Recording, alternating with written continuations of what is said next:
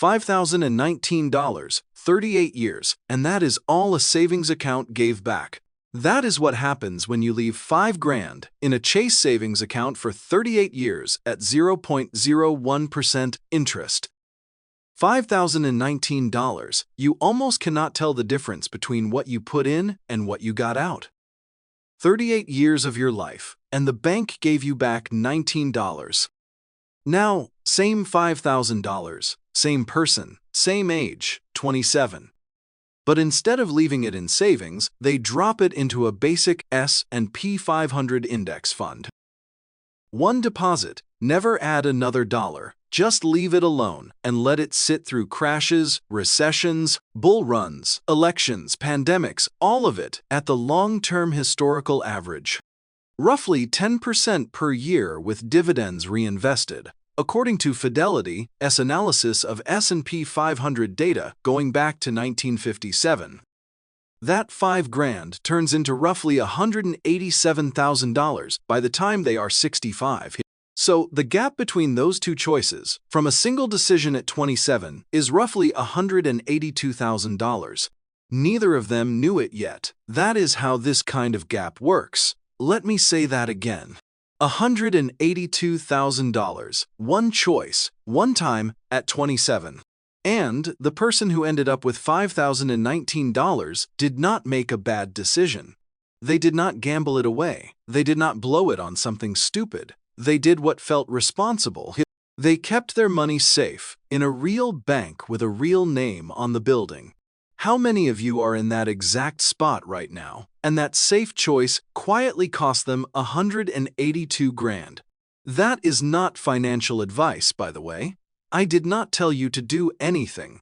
I ran one calculation on a free compound interest tool. The SEC has one at investor.gov. Anyone can use it. I just plugged in two numbers and stared at the screen for a while. Same starting line, same dollar amount. But from here, the two paths never cross again. Here is the part that actually gets to me. It is not the size of the gap. It is that the person on the losing side will never know they lost. There is no alert, no penalty, no fee on the statement. They check their bank balance in 38 years and see $5,019 and think, well, at least I did not lose anything. But they did. They lost $182,000 they never saw. Money that existed in a parallel math problem they never bothered to run. Right now, the median American under 35 has about $5,400 in bank accounts. That is from the Federal Reserve's 2022 Survey of Consumer Finances, the most recent available. That is the whole thing, and most of it is sitting in an account earning next to nothing, while inflation.